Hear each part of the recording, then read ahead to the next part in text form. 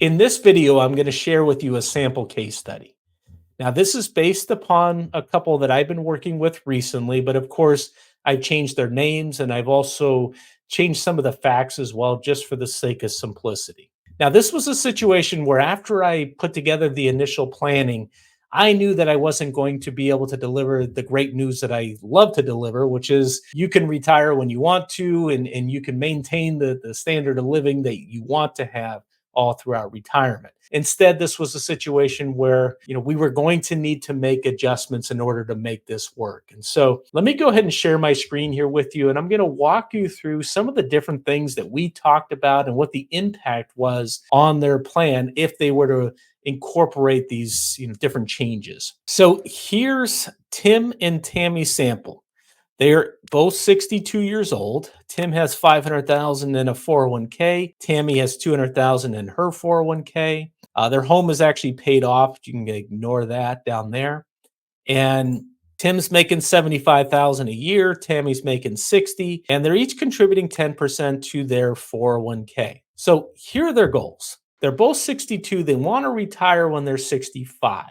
And when they retire, they would like to have, ideally, $6,000 a month after taxes and adjusted for inflation all throughout retirement. Now, this is just for living expenses. This does not count healthcare expenses, so I account for that separately here. Now, when we look at the analysis, we can see that they only have a 39% probability of success. In other words, they only have a 39% of having all the money that they would need and want all throughout retirement. And we're assuming that Tim lives to be 90 and that Tammy lives to be 95. Now, if I'm going to be the optimist here, what that means is almost 2 out of 5 times, based upon the simulation here, they're fine. They have all the money that they're going to need.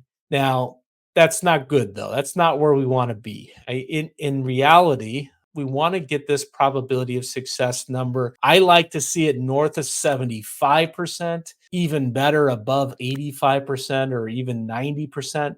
If we're too high, then that means that we're probably not spending enough in retirement. But 39% is certainly not where we want to be. So if you take a look right here at this confidence tab, what this is going to show us is the amount of money they're projected to have at different ages. And you'll notice it's a wide range in how much they might have at different ages. And that's because it depends upon, in large part, the performance of their portfolio. And so I'm not going to get into their portfolio too deep here at all, other than to say they have a pretty much a 60-40 portfolio stocks to bonds. And as you can see, depending upon the performance of their portfolio, they could do really well, be up here in this range in their later years, or they could do really poorly and have actually run out of money, perhaps as early as age 78. Based on this simulation. So that would not put them in a good situation at all. So we want to certainly now take a look at what they could do to now improve that probability of success. So here's a couple things that we looked at first. So the first thing they said was, well, we could contribute a little bit more to our 401k. What if we each contributed 15%? Would that help? Would that make much of an impact? And as I mentioned to them, it wouldn't. I mean, it took them from a 39%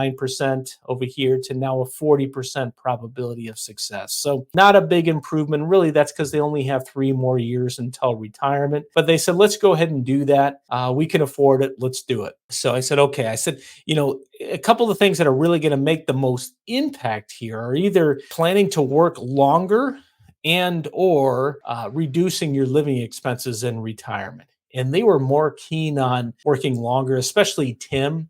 He didn't mind his job. He actually, kind of liked working. If he could retire, he would, but he really didn't mind working. And if he had to work, a little longer, it was all right with him. Tammy, a little bit different story. She was really burnt out and she was just kind of holding on, she said, until 65. So I said, okay, let's take a look at that. But the first thing I want to look at here is on the Social Security side, because they were planning to take their Social Security each when they got to their full retirement age. And I said, let's take a look at making one adjustment. Actually, I said 2 things. So the first thing was, let's take a look at first if Tammy were to take hers at 65. So when she retires. and if Tim were to delay and take his at 70. Let's see if what the impact might be on the plan here. So now we're getting some money coming in from Social Security with her check, and we're delaying his benefit till 70. And that proves him from a 40 to a 41%. Not a huge difference at all, but still helps a little bit. And so what I said next is I said, instead of Tammy taking a retirement, let's keep her at full retirement age and look at what the impact might be here. And as we can see, it goes from 41 to 43%. Oftentimes, if your full retirement age is 67, I find that there's a pretty nice benefit to delaying. Not for everybody, but in a lot of situations, in preparing these types of plans, I can see some nice improvements. So that brings them now up to 43%. Again, nothing huge, but it's something a little bit better. And this helps by him delaying his benefit until 70, because when one of them passes away, they're going to lose that smaller Social Security check. His check is higher, and so we are delaying his. And so when one passes away, they'll lose that smaller check. They'll also have to file as a single person, so it'll help to have those more Social Security dollars. So that's the impact that we're seeing here. So the next thing we took a look at is, Tim said, "Yep, all right. Let's say I work 2 more years. What does that look like?" So we said, "Okay, you worked till 67. We're now going from a 43% up to a 60% probability of success. So definitely an improvement." He goes, "Well, what if I did 1 more year?" So 68. Said, okay, so 68, we're now going from a 60 to a 69%. So pretty big jump there. So, again, we're not quite where we want to be. I like to get this above 75, maybe above 85. But if we're kind of in this range, one of the things we want to take a look at here is going back to the confidence is, based upon the simulation, when might they run out of money? And as we can see here, they don't run out of money perhaps until age 84. Again, that's a very low probability that they run out of money. There's more of a chance that they're still going to have money here at this stage. But let's assume the worst. Let's say they did run out of money here at age 84. What would that situation look like? Well, remember, even though they have no more money, presumably, in their portfolio, they still have Social Security coming in. So at age 84, their expenses are projected to be 156,000 for the year, and they're going to still get $93,000 here from Social Security. Okay. So let's see, how much does that put them short? That's around what, 63, $64,000 short. And so here's the thing, and this is the conversation that we had, and I have this conversation a lot. With these folks, their home was paid for, and presumably it's going to continue to appreciate over the years. So not necessarily the ideal thing, but even if their portfolio ran out of money, they still have the equity in the home, which they could tap, whether they're selling the home and downsizing, or whether they're taking a reverse mortgage or whatever it is, they still have that equity that they could tap into, help supplement and give them some additional income. So, that is something, to kind of consider. So, this was nice, just looking at this going from a 39% originally. And now the only change we made is that they were going to contribute a little bit more to their 401k, 15 instead of 10, adjust their Social Security strategy, and Tim was going to work for another 3 years right here. So the next thing we took a look at is what if, instead of Tim working longer till 65, what if they were willing to reduce their living expenses? So maybe not initially, but maybe over time. And what I find happens with a lot of people is that people want to spend more money in the early years of retirement, going on different trips, vacations, just going out doing things, more often. And then as people get older, into their 70s and 80s and into their 90s, people tend to spend less money on living expenses in today's dollars. Again, healthcare costs are a separate animal, and that's factored in here separately. But we'll still keep it at $6,000 a month right now. But what if we were to reduce those living expenses in the future by 10% at age 75, and then reduce it again by 10%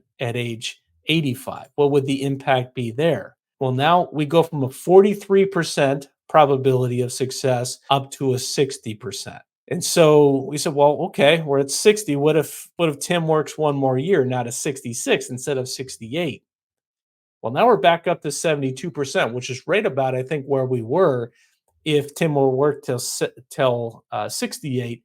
and we kept the expenses inflation adjusted all throughout retirement. And the great thing was, as I explained to them in our conversation, is that none of these decisions are, have to be made right now. This is a process over time. Especially if their investments and everything performs, well, they may actually be able to increase their spending in the future, right? So there's always adjustments that can be made. Now, another thing that we took a look at here is what would happen if one of them were to pass away early. It's always important to plan if you're married to make sure that you're going to have the money that you need to last all throughout retirement if both of you live a long life. But it's also important to take a look at what would happen if one spouse passed away early. Because remember, one Social Security check will go away, and also you'll now have to file as a single person. So let's take a look at that. So if Tim, instead of passing away at 90, let's say that he passes away next year when he's 63. Well, we're going to see that the impact on the plan is a lot. It brings it down to a 33% probability of success because again, not only did she lose a Social Security check here in the future, but also she's filing single, and also he was still planning to continue to work. So those dollars aren't coming in. She's now going to have to rely upon that portfolio much sooner. So that's putting her in a much worse situation. And so now the question will be, well, instead of her working only till 65, maybe she has to work, let's say she works now till 70. What would that do? Well, now she's back up to 70 or up to 63. What if she worked until 75, assuming that she could?